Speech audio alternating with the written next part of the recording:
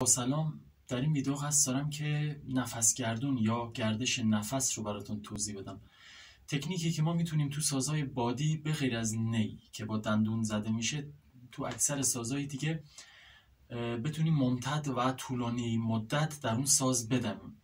براتون اجرا میکنم.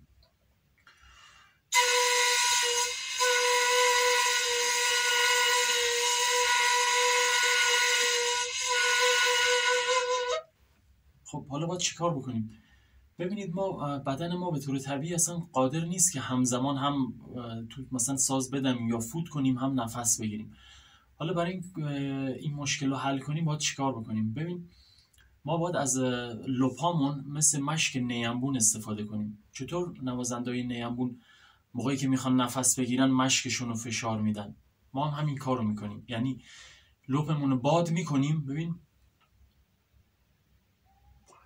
و موقعی که میخوایم نفس بگیریم دیگه عضلات شکممون رو درگیر نمی کنیم، به وسیله لپامون هوا رو به بیرون پرتاب میکنیم و اون لحظه نفس میگیریم. پس ما با تمرینی که الان داریم اینه که یاد بگیریم چطور بدون استفاده از شکم و با عضلات لپ هوا رو به بیرون پرتاب کنیم. ببینید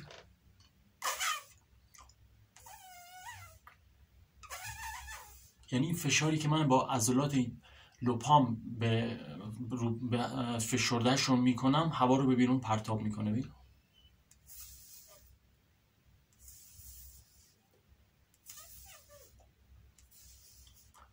خب در مرحله دوم همین که اون لحظه‌ای که دارین هوا رو پرتاب میکنید به راحتی میشه نفس بگیریم. ببینید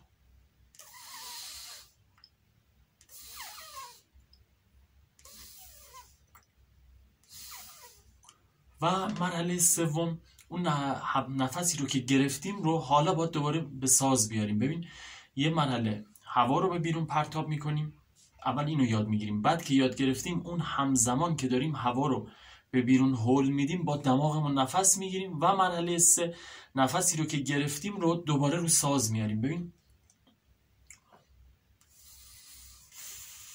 این مرحله سه بود. 1 2 3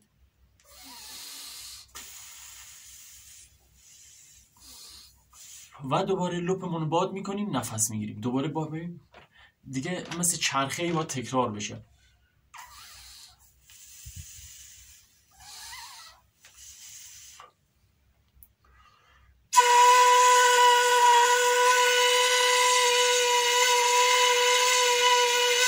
حالا این ساز چون نفس کمی میخواد زیاد مشخص نیست، ولی سازی مثلا سرنا، دوزله، بالابان، اونا قشنگ عضلات لپمون رو باید درگیر کنیم.